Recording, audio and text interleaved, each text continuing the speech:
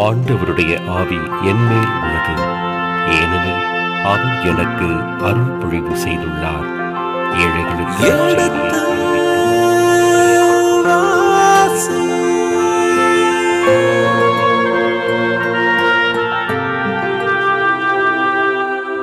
எடுத்து வாசி.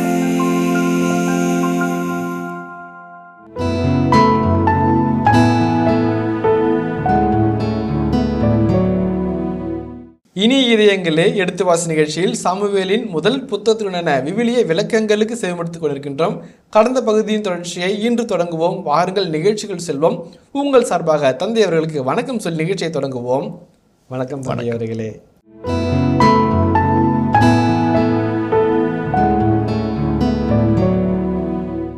இனிய இதயங்களே, சாமுவேல் முதல் புத்தகத்தின் 16ஆம் அதிகாரத்திற்குள் நாம் நுழைய இருக்கின்றோம். உங்களை போன்று எனக்கும் ஆர்வமும் கேள்விகளும் பல இருக்கின்றன. வாருங்கள் தந்தையிடம் கேட்டு அறிந்து கொள்வோம். தந்தை அவர்களே, கடந்த பகுதியின் நிறைவில் நீங்கள் ஒரு வார்த்தையை சொல்லி நிறைவு செய்தீர்கள், ஆண்டவர் மனம் வருந்தினார் என்று. அந்த மனம் வருத்தத்திலிருந்து எப்பொழுது மகிழ்ச்சிக்கு வரும், யார் அந்த மகிழ்ச்சி கொண்டு வர இருக்கிறார் என்ற கேள்வியும் நீங்கள் எழுப்பினீர்கள். எங்களுக்கு எல்லோருக்குமே தெரியும் அது தாவீது என்று தெரியும், வாசித்திருக்கின்றோம். ஆனாலும் சுவாரஸ்யம் எங்களுக்கு ஆர்வம் இருப்பதனாலே தாவீது என்பதையும் தாண்டி ஏன் அந்த தாவீது, எதற்காக அந்த தாவீது என்ற கேள்விகளும் மேலெழுகின்றன. அதே போன்று இந்த இஸ்ரேல் மக்களுக்கு நெருக்கமாக இருக்கின்றவர் இவர் பென்யமின் குலத்தவர் சவுல், அவரோ யூதா குலத்தவர். குலங்களுக்குள் எப்படி நெருக்கம் வந்தது, நெருங்கிய ஒருவருக்கு என்று இருக்கிறது என்றெல்லாம் பல கேள்விகள் இருக்கின்றன. உங்களிடமிருந்து கேட்டு அறிந்து கொள்ள ஆர்வமாக இருக்கின்றது. அழகான ஒரு முன்னுரையாகவே பல கருத்துக்களை சொல்லிட்டீங்க. இதில் 2 கருத்துக்களை சொல்ல ஆசைப்படுறேன். 15ஆம் அதிகாரம் முழுவதும் ஆண்டவர் சாமுவேலிடம் வேறொருவனை பற்றி பேசினார். சவுலை பற்றியோ அல்லது ஆகாகை பற்றியோ பேசினார். இந்த 16ஆம் அதிகாரத்தில் சாமுவேலோடு முதல் 3 வசனங்களிலே சாமுவேலை பற்றி பேசுகிறார். சாமுவேல் நீதி தலைவராக, இறைவாங்கலராக, குருவாக, வலிமைமிக்க தலைமைத்துவம் மிகுந்த நபராக, சிறந்த ஆளுமை கொண்டவராக வலம் வந்திருக்கிறார். இந்த இடத்திலே துக்கித்து அழுகிறவராக, மனம் வெதும்பி நிற்கிறவராக முதல் பகுதி சுட்டி காட்டுகிறது. அவருடைய துக்கம் கலைந்ததா, அவருடைய துக்கத்தை ஆண்டவர் எப்படி மகிழ்ச்சியாக மாற்றினார், அவருடைய மகிழ்ச்சி எப்படி இஸ்ராயலின் மகிழ்ச்சியாக மாறியது, அதனால் ஆண்டவரனுடைய மனதுக்கு உகந்தவன் கிடைத்தான என்பது பற்றிய விளக்கங்களை இந்த 16ஆம் அதிகாரத்தின் 1 முதல் 13 உள்ள இறைவார்த்தைகளை நம்ம பார்க்குறோம். அதில் அடங்கியிருக்கிற இறையியல், அழைத்தல் பற்றிய ஒரு ஆழ்ந்த சிந்தனை, இணைச்சற்ற வரலாற்று நூலாசிரியனுடைய அழைத்தலின் மேன்மை பற்றியும் அழைத்தலின் ஆழம் பற்றிய கருத்துரைகள் இந்த பகுதியில் விரைவி கிடக்கிறது. விவிலியத்தில் அழைத்தல் பற்றி பல கதைகள் உண்டு, பல நிகழ்வுகள் உண்டு. அது அபிரகாமின் அழைப்பாக இருக்கட்டும், நோவாவின் அழைப்பாக இருக்கட்டும், மொய்சின் அழைப்பாக இருக்கட்டும், அல்லது யோசுவாவின் அழைப்பாக இருக்கட்டும், அல்லது கிதியோனின் அழைப்பாக இருக்கட்டும், அல்லது சாமுவேலின் அழைப்பாக இருக்கட்டும், ஒவ்வொரு அழைத்தலும் ஒரு யுனிக் நேச்சர், ஒவ்வொன்றுக்குள்ள ஒரு சிறப்பு அம்சம் இருக்கும். 100-150 மாணவர்களை ஒன்றாய் கூட்டி வைத்து தொகுப்பரில் கேட்பேன். ஒருவருடைய கதை இன்னொரு கதை இப்படி இருக்காது. ஒவ்வொரு அழைத்தலின் கதையும் ஒவ்வொரு அழைத்தனுடைய விவரிப்பும் ஒரு தனித்துவம் மிகுந்தது, மகத்துவம் மிகுந்தது. அதே போல் ஒரு இஸ்ராயலின் பொற்காலத்தை துவங்கி வைக்கிற, வசந்த வாசலை இஸ்ராயலுக்கு திறந்து வைக்கிற ஒரு மாபெரிய ஆதர்ச புருஷனுடைய அழைத்தல் என்பது அவள் எளிதாக சொல்லப்படாது. மிக ஆழமாய் யோசித்து காட்சி அமைப்புகளோடு, சிறந்த வசனங்களோடு, சிறந்த ஒளிப்பதிவோடு அந்த சூழல் பற்றி அவர் விளக்குகிற வார்த்தை ரொம்ப அழகாக இருக்கும். சூழல் பற்றி, ஆட்களை பற்றிய, நபர்களை பற்றிய விவரிப்புகள் எல்லாம் நம்மை வியக்க வைக்கும். இப்படியெல்லாம் ஒரு 3000 ஆண்டுகளுக்கு முன்பாக அவர் எழுத முடியுமா என்று யோசிக்கத்தக்க ஒரு காட்சி அமைப்போடு இந்த அதிகாரம் நம்மை நகர்த்தி செல்கிறது, நம்மை அந்த காட்சியோடு ஏய்ந்து போக வைக்கிறது. அந்த ஏய்ந்து போகிற நிலையிலே இறையிலை பற்றி கொள்ள வசனங்கள் நம்மை அழைக்கிறது. அதுக்கு பார்ப்போம். முதல் 3 வசனங்களிலே கடவுள் சாமுவேலோடு சாமுவேலை பற்றி பேசுகிற ஒரு சின்ன செய்தியும், அந்த சாமுவேலின் ஆளுமை நமக்கு சொல்லுகிற செய்தியும் தெரிந்து பிறகு தாவீதுக்குள்ளாக நம்ம கடந்து போவோம். முதல் 3 வசனங்களை வாசிப்போம். ஆண்டவர் சாமுவேலை நோக்கி, இஸ்ரேலின் அரசராக சவுல் இல்லாதவாறு நான் அவனை புறக்கணித்ததை நீ அறிந்திருந்தும் நீ எவ்வளவு காலம் அவனுக்காக துக்கம் கொண்டாடுவாய்? உன்னிடமுள்ள கொம்பை எண்ணெயால் நிரப்பி கொண்டு போ. பெத்லகேமை சார்ந்த ஈசாயிடம் உன்னை அனுப்புகிறேன், ஏனெனில் அவன் புதல்வருள் ஒருவனை அரசனாக தேர்ந்தெடுத்துள்ளேன் என்றார். 2 வாக்கியங்கள், ஒரு வசனம். அழகான ஒரு வாக்கிய அமைப்பு. அதில் ஆண்டவர் சாமுவேலை நோக்கி ஒரு கேள்வி கேட்குறார். அதில் 2 முக்கியமான கருத்து இருக்குது. தம்பி, ஏன்பா கவலைப்பட்டு இருக்கிற? எவ்வளோ நாளும் துக்கம் கொண்டாடிட்டு இருப்பேன். நீ நான் சொன்னேன், சவுலை நீ அபிஷேகம் செஞ்ச, அவர் அரச பதவியிலிருந்து நீக்கம் செய்யப்பட்டவர், அவரை புறக்கணித்தது நான் தான். இதுக்காக நீ துக்கம் கொண்டாடிட்டே இருந்தீனாக்க என்ன செய்ய போகிறோம்? சாதிக்க போகிறது ஒன்றும் கிடையாது. அந்த இடத்தில் கவலைப்படுவதனால் எவன் தன் வளர்ச்சிக்கு ஒரு முழம் கூட்ட முடியும்? கவலைப்படுவதனால் உங்கள் தலைமுறையில் ஏதேனும் ஒன்றை கருப்பாக்கோ வெள்ளையாக்கோ இயலாத உங்களுக்கு ஏன் கவலைப்படுகிறீர்கள்? வானத்து பறவைகளை பாருங்கள், வயல்வெளி மலர்களை பாருங்கள், அவர்களை உடுத்துகிற இறைவன் உங்களுக்கு எவ்வளோ செய்வார் என்ற ஆண்டுடைய வார்த்தைகள் இந்த இடத்துல புறப்பட்டு போவதாக நான் உணர்கிறேன். கவலைப்படாத, வருத்தப்படாத, கடந்து நினைத்து கலங்காதே. இந்த அழகான ஒரு செய்தியை ஆண்டவர் சாமுவேலுக்கு சாமுவேலின் நிலையிலிருந்து யோசித்து பார்த்து சொல்லுகிறார். அருமையான வார்த்தை. அதில் ஒரு கேள்வி, 2 பதில்கள். ஒரு கேள்வி, இஸ்ராயலின் அரசராக சவுல் இல்லாதவர் நான் அவனை புறக்கணித்து நீ அறிந்திருந்தோம். அவனை புறக்கணித்தது நீ இல்லை, மக்கள் கிடையாது, அவனே கூட கிடையாது, நான் புறக்கணித்தேன். நீ அதை தெரிஞ்சுக்கிற, நான் தான் புறக்கணிச்சேன்னு தெரிஞ்சுக்கிட்டல, அப்புறம் ஏன் அவனுக்காக துக்கம் கொண்டாடி இருக்கிற? நீ அபிஷேகம் செஞ்சனாலையா? மிக முக்கியமான ஒரு கருத்து இருக்குது, ரொம்ப அழகான கருத்து. அபிலாஷ் என்கின்ற ஐஎம்எஸ் ஃபாதர் ஒரு அழகான ஆங்கில முனைவர் பட்ட கட்டுரை எழுதியிருக்கிறார். அதில் மிஸ்யோ தேயி என்பது அவருடைய முனைவர் பட்ட ஆய்வு கட்டுரையுடைய தலைப்பு. அதில் கடைசியாக சொல்கிறவருடைய முடிவு என்னென்றால், mission belongs to God. Mission belongs to God. மீட்பு திட்டத்தின் செயல்பாடுகள், நற்செய்தி அறிவிப்பின் தன்மைகள் இறைவனை சார்ந்தது, அதை அவர் பார்த்து கொள்வார். நாம் கருவிகளை என்று வேறு எதுவும் கிடையாது. பல நேரங்களில் நாம் மீட்பு திட்டத்திலும் நற்செய்தி அறிவிப்பிலும் நம்மை உள்படுத்தும் போது நாம் தான் இறைவன் போல செயல்படுவோம். மிஷன் பிலாங்ஸ் டு காட் என்ற அவர் அழகான ஒரு முடிவரையும் முன்னுரையும் வைத்து ஆய்வுக்கட்டை நிறைவு செய்வார். தகுந்த அற்புதமான உதாரணங்களை சொல்லி அவர் அதை நிறைவு செய்வார். அந்த கட்டுரை நினைவுக்குள்ளாக வருகிறது. எதற்காக இதை சொல்கிறேன் என்று சொன்னால், பல சமயத்தில் நாம் தான் எல்லாம் சாதிச்சு, நாம் தான் எல்லாத்தையும் நடத்தி, நாம் தான் எல்லாத்தையும் முன்னின்று போயிட்டு கொண்ட மாதிரி நினைப்போம். அங்கே இயங்கு சக்தியாக இருப்பது இறைவன். அவர் ஆட்டுவிக்கிறார், நம்ம ஆடுகிறோம், அவ்வளோதான். இந்த மீட்பு என்பது, நற்செய்தி அறிவிப்பு என்பது, மறைத்தூது பணி என்பது, இறைவாக்கு பணி என்பது நாம் இன்ஸ்ட்ருமெண்டாலிட்டி. இறைவன் தான் அவருடைய ஆக்க சக்தி, ஆதிக்க சக்தி. அவர் தான் நம்ம ஆட்டுவிக்கிறவர். நம்மளுடைய ஆற்றலுக்கேற்க நாம் அசைந்து கொடுக்க வேண்டும். மீட்பு திட்டம் தானாக எல்லையை கடந்து உலகின் இறுதி வரை புறப்பட்டு போகும். The word travels, the word grows என்றெல்லாம் மார்க் எழுதி நற்செய்தியிலும் மத்திய நற்செய்தியிலும் பல இடங்களும் வாசிக்கிறோம். அதனுடைய அடிப்படை கருத்துங்க தான். நீ ஏன் கலங்கிட்டு இருக்கிற? புறக்கணிச்சது நான், அபிஷேகம் செய்ய சொன்னது நான். அவன் அரச பதவியிலிருந்து கிழித்து அவனுடைய இதை வேறொருக்கு கொடுக்குறேன்னு சொல்லிட்டேன். நீ அதை நினச்சி அழுதுட்டு உட்காந்துட்டு இருக்கிறிய? எவ்வளோ நாள், எதுவரை? அந்த ஒரு அழகான வார்த்தை, எதுவரை, எவ்வளோ நாட்கள் என்ற ஒரு கேள்வி விபிலியத்தின் பல இடங்களில் வருகிறது. அது முக்கியமான ஒரு கேள்வி. அது ஒரு ரெட்டாரிக்கல் கொஸ்டினாக இருந்தாலும் மீட்பு திட்டத்தின் ஒரு அங்கமாக வருகிறதுன்னு பார்க்குறோம். ஒரு சில பகுதியில் நம்ம வாசிப்போம். உதாரணத்திற்கு விடுதலை பெண்ணுள் 10:3 வாசிப்போமே. மோசேயும் ஆரோனும் பார்வோனிடம் சென்று அவனை நோக்கி, எபிரேயரின் கடவுளாகிய ஆண்டவர் இவ்வாறு கூறுகிறார், எவ்வளவு காலம் நீ எனக்கு பணிய மறுப்பாய்? எவ்வளவு காலம்? How long? அதாவது ஒரு அருமையான ஒரு கேள்வி. 7ஆம் வசனத்தை வாசிங்களேன். பார்வோனின் அலுவலர் அவனை நோக்கி, எவ்வளவு காலம் இவன் நமக்கு கண்ணியாக அமைவானோ? அந்த எவ்வளவு காலம், ஹவு லாங், எவ்வளோ காலம் நீ துக்கப்பட்டு இருப்ப? அது ரெட்டாரிக்கல் கொஸ்டினாக இருந்தாலும் பல நேரங்களில் அது ஒரு மீட்பு திட்டத்தின் கேள்வி. எவ்வளவு காலம் ஆண்டவரே நாங்கள் அடிமையாக இருப்பது? எவ்வளோ காலம் ஆண்டவர் இந்த கண்ணீர்? கேள்வி கேட்கணும்ல, கடவுளை அவனை பார்த்துக்கார். எவ்வளோ காலம் நீ அழுதுகிட்டு இருப்பேன்? செய்கிறது நான் இல்லை, ஆளுமையோடு நடத்தி வைப்பது நான் இல்லை, ஏன் நீ கலங்குற? எவ்வளோ காலம் அழுதுகிட்டு இருப்பேன்? எவ்வளோ நாளைக்கு? உதாரணத்துக்கு எண்ணிக்கை நூல் 14:27 வாசிப்போமே. இப்பொல்லாத மக்கள் கூட்டமைப்பினர் எதுவரை எனக்கு எதிராக முறுமுறுப்பர்? எவ்வளவு காலம்? அந்த எதுவரை எவ்வளவு காலம், என்னால் வரை, இந்நாள் வரையா என்றெல்லாம் கேள்வி கேட்கிறது. 1 சாமுவேல் 1:14 இதே புத்தகத்தில் இந்த கேள்வியினுடைய ரெட்டாரிக் வருகிறதை நாம் பார்க்கிறோம். 1 சாமுவேல் 1:14. ஏலி அவரை நோக்கி, எவ்வளவு காலம் நீ குடிகாரியாய் இருப்பாய்? மது அருந்துவதை நிறுத்து என்றார். எவ்வளவு காலம்? அது பொறுமையற்ற ஒரு கேள்வியாக, அவசரப்பட்டு கேட்கிற ஒரு கேள்வியாக, ஆதங்கத்தில் கேட்கிற ஒரு கேள்வியாக, வீழ்த்தின் பட இடங்களில் எவ்வளவு காலம், எதிர்நாள் வரை, இந்நாள் வரைக்குமா என்ற ஒரு கேள்வி வருகிறது. அதே ஒரு விளக்கு துறையில், அதுவும் குறிப்பாக தொடக்க ஐநூல்களிலும் மற்றும் வரலாற்று நூல்களிலும் இணைச்சற்ற வரலாற்று நூலாசிரியர் தொகுக்கிற ஒரு அழகான ஒரு கேள்வி முனை. அது ஒரு மோட்டிவேஷனல் ரெஃப்ரூஃப் என்று சொல்வார்கள். அப்படி கோவப்பட்டு ஓரியன்ட் பண்ணுறது. காம் பணம் போச்சு வா என்று சொல்லுகிறோமே, அப்படிப்பட்ட ஒரு மோட்டிவேஷனல் ரெஃப்ரூட் என்று சொல்லி ஒரு விளக்க வழியார் சொல்லுகிறார்.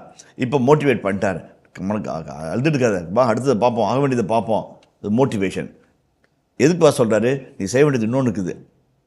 இன்னொன்று இருக்குது, அதான் அடுத்த வசனத்தில் நம்ம பார்க்குறோம். உன்னிடம் உள்ள கொம்பை எண்ணெயால் நிரப்பி கொண்டு போ, பெத்லகேமை சார்ந்த ஈசாயிடம் உன்னை அனுப்புகிறேன். இப்போ மிஷன் ஆரம்பிக்குது. இறைவாக்கள் என்கிறவர் அனுப்பப்படுகிறார், உன்னை அனுப்ப போகிறேன்.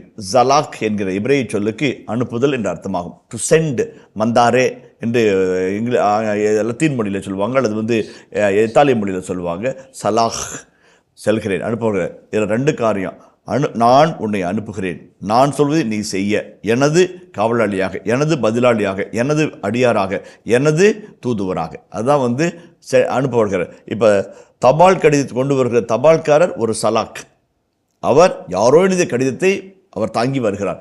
அவர் தான் கடிதமோ அவரோ செய்தி அல்ல, அவர் வைத்திருப்பது செய்தி, அவர் வைத்திருப்பது கடிதம். அவரெல்லாம் முக்கியம், அவர் கொண்டு வருகிறது முக்கியம். நான் உன்னை ஈசாயிடம் அனுப்ப போகிறேன் சொல்லிட்டாங்களா? அனுப்ப போகிறேன், நான் தான் உன்னை அனுப்பினேன் இல்லைங்களா? அனுப்புது நான், என்னுடைய மிஷனுக்காக உன்னை நான் அனுப்புகிறேன். இப்போ மிஷன் பிலாங்ஸ் டு காட். அப்போ முதல்ல அவர் துக்கம் கொண்டு எடுக்கிறாரு. நத்திங் டூயிங், அழாத, ஏன் நான் பார்த்துக்கிறேன், இது என் வேலையை நீ ஏன் செய்கிற? கெட்டு ஒரு ரெஃப்ரூவ் பண்ணிவிட்டு நீ செய்ய வேண்டியதை செய், நான் சொல்கிறேன் அதை போய் செய். அப்போ அழுகையிலிருந்து ஆற்றலுக்கு வருகிறார், ஆக்கப்போகிறவன சக்தி வருகிறார். நெகட்டிவ் ஃபோர்ஸ் பாசிட்டிவ் ஃபோர்ஸுக்கு கன்வெர்ட் ஆகிறாரு. இப்போ சாமுவேல் புறப்பட்டு போகிறார். என்ன சொல்கிறாரு? பெத்லகேமை சார்ந்த ஈசாயின் இல்லத்திற்கு போ அப்படிங்கிறார். பெத் லஹேம் என்ற அந்த வார்த்தைக்கு அழகான விளக்கம் இருக்குது. பெத் என்றால் பாயித் என்கின்ற இப்ரேய சொல் முழுமையான விரிவு சொல். அதை குறுக்கு சொல்லாக பார்க்கும்போது பெத் என்பார்கள். பெத் எல், பெத் ஷலோம், அமைதியின் இல்லம். பெத் சிம்ஹா, மகிழ்ச்சியின் இல்லம். பெத் ஓவன் என்று சொல்வார்கள். இது மாதிரி பல அந்த வீடு என்பது அழகாக வருகிறது. பெத் லஹேம் என்று சொன்னால் அப்பத்தின் வீடு, உணவின் வீடு என்று சொல்லலாம். ஏனென்றால் பெத்லகேமை பகுதியை அருமையான அந்த பள்ளத்தாக்கிலே நிறைய கோதுமை விளையும், நிறைய ரொட்டிகள் கிடைக்கும். அங்கே போனால் பட்டினி கிடைக்கிறதுக்கு வாய்ப்பே கிடையாது. ஆகவே தான் உலகம் பாவங்களை போக்க வந்த உத்தம செம்மறியாக இயேசுவை பிறந்த பிறகு அவரை உணவின் அடையாளமாகிய தீவன தொட்டியிலே கிடத்துகிறார்கள். உணவுக்கே வாழ்வதற்கிற அந்த உணவாய் அவர் அந்த தீவன தொட்டியில் இருப்பதாக ஒரு சில வல்லுநர்கள் சொல்லுவார்கள். Bethlehem, house of bread, house of food என்று சொல்வார்கள். லஹேம் என்கிற அந்த எபிரேய சொல்லுக்கு உணவு என்பதும் அப்பம் என்பதும் ரொட்டி என்பதும் பொருளாகும். இப்போ பெத்லஹேமுக்கு உன்னை அனுப்புகிறேன். அதுவும் எருசலேமிலிருந்து ஒரு கிட்டத்தட்ட ஒரு 5 அல்லது 6 மைல் தொலைவு, மீறி போனால் ஒரு 6, 7 அல்லது 8 கிலோமீட்டர் தொலைவு இருக்கிறது. அவ்வளோ அருகாமையில் இருக்கிற அற்புதமான ஒரு நகரம். பெத்லஹேமிலிருந்து ஸ்டாரா பெத்லஹேம் என்று இயேசு உதித்தார், ஸ்டாரா பெத்லஹேமேகா தாவீது உதித்தார் என்றெல்லாம் கவிதைகள் இருக்கிறது, ஆங்கில பாடல்கள் இருக்கிறது. அந்த வகையில் பெத்லஹேமுக்கு அவர் போகிறார். ஏன்னா நாசரேத்திலிருந்து நல்லது வருமா என்று பலர் யோசிப்பார்கள். இங்கே பெத்லஹேமிலிருந்து ஒரு மீட்பர் வருவார். அடிமைப்பட்டு கிடக்கிற, பிரிவுகளை அடக்கி ஒடுக்குகிற, ஒரு பொற்காலத்தை துவங்கி வைக்கிற, ஒரு வசந்த வாசலை திறந்து வைக்கிற ஒரு பாலகனை கண்டுபிடிக்க அந்த பயணம் துவங்குகிறது. அதில் பாருங்கள், பெத்லஹேமுக்கு உன்னை அனுப்புகிறேன். அது ரொம்ப முக்கியமாக இருக்கிறது. கொம்பை எண்ணெயால் நிரப்பி கொண்டு போ, கொம்பை எண்ணெயால் நிரப்பி கொண்டு போ. அந்த ஆக்ஷனே அவருக்கு தெரியும். இதே கொம்பை எண்ணெயால் நிரப்பி சவுலை அபிஷேகம் செய்தார். அப்போ என்ன சொன்னார்? ஒரு சாப்டர் க்ளோஸு, மறு சாப்டர் ஓப்பன் ஆகுது. அழகாக ஆசிரியர் சாமுவேலுக்கு சொல்கிறாரு, நம்மளுக்கும் சொல்கிறார். கொம்பினால் எண்ணெயை நிரப்பி தலையில் ஊற்றி திருப்பொழிவு செய்தார் சவுலை. அவர் அரச பதவியிலிருந்து கிழித்து வேறொன்றுக்கு கொடுத்து விட்டேன் என்றார். அந்த கொடுக்கப்பட்ட மனிதன் யார் என்று பார்க்க ஆசிரியர் நம்மை சாமுவேல் மூலமாக அழைக்கிறார். கொம்பை. இப்போ ரெண்டு காரியங்கள். கொம்பு என்பது ஆட்டுக்கிடாய்களுடைய கொம்பு. அது யோவல் என்று இப்ரேய மொழியில் சொல்லுவாங்க. இந்த கொம்புகளை வைத்தான் எக்காலங்களை முழக்குவார்கள். ஆட்டு கொம்புகளை வைத்து ஜஃபோர் என்ற அந்த ஒரு முழக்கத்தை இழப்புவார்கள். எக்காலங்களை முழக்குவார்கள் ஆட்டுக்கிடாய்கள் கொம்புகளை வைத்து. அப்படி முழங்கும் போது ஜூபிலி ஆண்டு துவங்குகிறது, சாபத்து நாள் துவங்குகிறது, சாபத் ஆண்டு துவங்குகிறது என்று அறிக்கை செய்வார்கள். எருசலேம் தேவாலயத்தினுடைய வலது பக்கத்திலே இருக்கிற வாயில் முன்பாக ஒரு கல்வெட்டு இருக்கிறது. அதிலே இந்த இடத்தில் தான் நின்று ஆலய பணியாளர் கொம்பு ஊதி மக்களை ஜெபத்திற்கு அழைப்பார் என்ற குறிப்பு எழுதப்பட்டிருக்கிறது. ஜாஃபோர் ஸ்டோன் என்று அந்த பகுதியை குறிப்பிட்டு சொல்கிறார்கள். அவர் எக்காலம் முழங்கினா மணி அடிக்க மாட்டாங்க, பெல் அடிக்க மாட்டாங்க, சத்தம் போட மாட்டாங்க, அல்லது ஸ்பீக்கரில் போட்டு அந்த தொழுகையினுடைய நேரத்தை அறிவிக்க முடியாது. அந்த காலத்தில் கொம்பு ஊது தான். அப்போ கொம்பு ஊதாள். அந்த கொம்பு தான் யோபேல் என்பது ஜூபிலி என்கிற வார்த்தை அங்கிருந்து தான் வருகிறது. அதே போல் கொம்பில் எண்ணெய் ஊற்றி நிரப்பி வைப்பார்கள். அந்த கொம்பு என்பது ஆற்றல் வலிமை என்று பல இடங்களில் நம்ம பார்த்தோம். நம்ம நீதித்துறை புத்தகத்தில் கொம்பினுடைய செய்திகளை பற்றி நம்ம horn, my horn is exalted என்றெல்லாம் சொல்கிறதை நான் விளக்கி சொன்னேன். இப்போ இந்த இடத்துல கொம்பினால் எண்ணெய் நிரப்பி கொண்டு போ. அப்போ சொல்லும்போதே அவருக்கு புரிஞ்சிருச்சு, ஒரு அரசன் ரெடி ஆகிட்டான், அரசன் நமக்காக பிறந்து விட்டார் என்று. அது எங்கே போகணுங்கிறது தான் அது கேமரா கடவுள் ஃபஸ்ட்டு எ சேட் சாம்பல் இல்லைங்களா, இப்படி மூவ் ஆகிற சாம்பல் அது எங்கே போகுது? அப்படியே வந்து இஸ்ராயலின் ஆண்டவர் சவுலின் திருப்பொழிவு செய்த இறைவாக்கின் வழியாக எருசலேமிலிருந்து பெத்லஹேம் அப்படி புறப்பட்டு போகிறார். மேபி கில்கால்லேருந்து போவார், ராமாவிலேருந்து போகிறார். அப்போ கேமரா அப்படியே க்ளோஸ் அப் ஷாட்டுக்கு போகுது. க்ளோஸ் அப் போக்கில் வந்து அங்கே வந்து அழகாக ஆசிரியர் சொல்கிறாரு, பெத்லஹேமை சார்ந்த ஈசாயிடம் உன்னை அனுப்புகிறேன். எப்பொழுதுமே நான் சொன்ன ஏற்கனவே பெயர் விளக்கம் சொல்லும்போது 3 வகையில் ஒருவருடைய பெயரை சொல்வார்கள். அப்பா பெயரை சொல்லுவாங்க. சைமன் பார் ஜோனா, யோனாவின் மகனாகிய சீமோனே, சைமன் பார் ஜோனா. சீரேனே ஊரானாகிய சிமியோன், ஊர் பேரை சொல்லி சீரேனே இந்த ஊரை சார்ந்தவர். அதே போலவே வந்து இஸ்காரியோத் என்றால் குருவாளோடு தெரிகிறவன், அல்லது சன்ஸ் போஹார்னஸ், இடியின் மக்கள். அப்போ ஒரு காரண பொருளோடு தொடர்புபடுத்தி, ஒரு ஆளோடு தொடர்புபடுத்தி, அல்லது ஒரு வம்சாவளி தொடர்புபடுத்தி, அல்லது ஒரு இடத்தை தொடர்புபடுத்தி பெயரில் சொல்வார்கள். பெத்லஹேமை சார்ந்த ஈசாயிடம் செல் என்று அவர்கள் சொல்கிறார்கள். அப்போ அந்த கேமரா வந்து பெத்லஹேமுக்கு நெருங்கி போகுது, ஈசாயின் வீட்டுக்கு போகுது. அடுத்த வசனத்தை வாசிப்போமே. ஏனெனில் அவன் புதல்வருள் ஒருவனை அரசனாக தேர்ந்துள்ளேன் என்றார். பாருங்கள், அந்த வசனத்தில் பெத்லஹேம் உள்ள ஈசாயின் வீட்டுக்கு போ, அவன் புதல்வனாகி தாவீதை அபிஷேகம் செய் மேட்ரு போகவர் அப்படி சொல்லிட்டாருன்னா 13 வசனத்துக்கு இடமே இல்லை. அந்த 13 வசனத்தில் ஹீரோ என்ட்ரி இருக்காது. அந்த தாவீது அபிஷேகம் செய்யலாம் மேட்ரு முடிஞ்சிச்சு. ஆனால் அது சொல்லாமல் ஒரு அழகான ஒரு காட்சி அமைப்பை வச்சு, ஒரு அழைத்தலின் மாண்பை வைத்து, ஒரு அழைத்தலின் இறையிலை மக்களுக்கு அழகாக பகிர்ந்து கொடுக்கிறார். பஹார் என்றால் தேர்ந்தெடுத்தல் என்பதாகும். பஹார், அந்த பஹார் என்ற வார்த்தைக்கு அருமையான விளக்கம் இருக்குது, அற்புதமான விளக்கம் இவருடைய கலாச்சார பின்னணியில் இருக்குது. அந்த வார்த்தையின் விளக்கத்தை ஒட்டு மொத்தமாக இந்த 13 வசனங்களில் விவரித்து சொல்கிற அந்த இணைச்சற்ற வரலாற்று நூலாசிரியருடைய கவித்துவமும் இறையியல் ஆழமும் முன்மதியும் அந்த விவரிக்கும் தன்மையும் நம்மை உள்ளத்தை கொள்ளை போக செய்யும். அதான் நம்ம பார்க்க போகிறோம். அதற்கு சாமுவேல், எப்படி போவேன்? சவுல் கேள்விப்பட்டால் என்னை கொன்று விடுவானே என்றார். அப்போ பாருங்க, கடவுள் சொல்கிறாரு, எவ்வளோ நாளும் அவனுக்காக தூக்கிட்டு வந்துருக்கிறேன், அவனை விளக்கிட்டாரும் உனக்கு தெரியுதில்ல, நான் தான் அவனை விளக்கிட்டேன்னு தெரியல, போ அப்படிங்கிறார். ஐயோ போனால் அவனை வெட்டி போட்டுருவாங்க, வேணாங்க அப்படின்னு சாமுவேல் சொல்கிறார். பயப்படுறார். ஆண்டவர் அனுப்புவது என்று தெரிந்திருந்தும் அரசனுக்கு பயப்படுகிறார். அரசனுடைய கோபம் இன்னும் கூட இருக்கலாம், அரசனுடைய கொடுங்கோல் இன்னும் கூட இருக்கலாம். மனமாரி சவுலை முன்பக்கத்திலே நான் பார்த்தேன், ஆனால் அவருடைய கொடுங்கோல் தன்மை இன்னும் இருப்பதாக சாமுவேல் நம்பிக்கொண்டிருக்கிறார். அப்போ கடவுள் ஒரு வழி சொல்கிறார். என்ன சொல்கிறாரு பாருங்களேன். மீண்டும் ஆண்டவர், நீ ஒரு கன்றுக்குட்டியை எடுத்துச் செல், ஆண்டவருக்கு பலியிட வந்துள்ளேன் என்று சொல், ஈசாயை பலிக்கு அழைத்திடு, அப்பொழுது நீ செய்ய வேண்டியது என்னவென்று உனக்கு நான் தெரிவிப்பேன், நான் உனக்கு காட்டுகிறவனை நீ எனக்காக திருப்பொழிவு செய் என்றார். ஓகே, யங் பிளட் என்கின்ற விவிலிய விளக்கு உரையாளர் இருக்கிறார். அவர் சொல்லும்போது சொல்வார், இந்த 1ஆம் வசனத்தில் 1 சாமுவேல் 16ஆம் அதிகாரம் 1ஆம் வசனத்தில் ஆண்டவர் சாமுவேலை பெத்லஹேமை சார்ந்த ஈசாயின் இல்லத்திற்கு செல்கிறார். தாவீதை அபிஷேகம் செய்ய அவர் அனுப்புகிறார். இந்த காட்சி சகாப்தம் மிகுந்த சாமுவேலின் வாழ்க்கையில் ஒரு சரித்திர நிகழ்வாக மாறப்போகிறது. அதை அவர் அறிந்தாரோ அறியவில்லையோ, திஸ் அ கேப்ஸ்டோன் ஈவெண்ட் என்று அவர் வர்ணிக்கிறார். ஒரு மகத்தான செயல், ஒரு சகாப்தத்தை துவங்கி வைக்கிற ஒரு சரித்திர முக்கியத்துவம் வாய்ந்த ஒரு செயலை அவர் செய்ய போகிறார். இதுதான் அவருடைய வாழ்க்கையில் மிக முக்கியமான செயல் என்று யங் பிளட் என்கின்ற அந்த விளக்க உரையாளர் குறிப்பிட்டு சொல்கிறார். அப்போ போகும்போது என்ன சொல்கிறார், ரொம்ப அழகாக சொல்கிறாரு. ஒரு வேளை வந்து சாமுவேல் உன் மேலே கோவப்பட்டு நீ எனக்கு பதிலாக இன்னொரு அரசு நான் பண்ணுறியோன்னு சொல்லிட்டு உன்னை அடிக்க வந்தா, வெட்ட வந்தா, உனக்கு ஒரு யோசனை சொல்கிறேன். ஒரு கன்றுக்குட்டி எடுத்துக்கொண்டு போ, கேட்டாக்க நான் பள்ளி செலுத்த போகிறேன் என்று சொல் என்று அவர்களுக்கு சொல்லப்படுகிறது. சாதாரண ஒரு கேள்வி.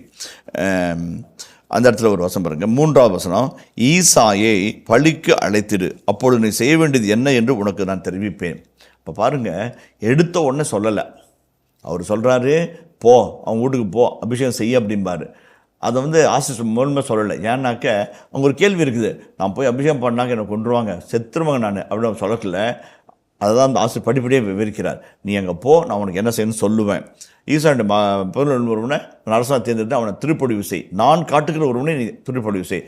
நீ அப்போ திருப்பொழிவு செய்வே, நீ விருப்பப்படுறவன் இல்லை, நான் விருப்பப்படுறவன். அதுதான் மக்கள் விருப்பப்பட்டு, அல்லது வந்து அகன்ற நெற்றியும் பறந்த தோள்களும் உயர்ந்த உருவம் அல்லது தினவிடுத்த தோள்களுமாக இருந்த சவுலை அபிஷேகம் செஞ்சாங்க, ஏமாந்து போயிட்டாங்க. இப்போ என்ன ஆகும், அந்த மாதிரி ஆயிடக்கூடாதுன்றதுக்காக ஒரு அங்கலாய்ப்போடு இருக்கிற சாம்பலை பார்த்து, நான் காட்டுகிறவனை நீ அபிஷேகம் செய்.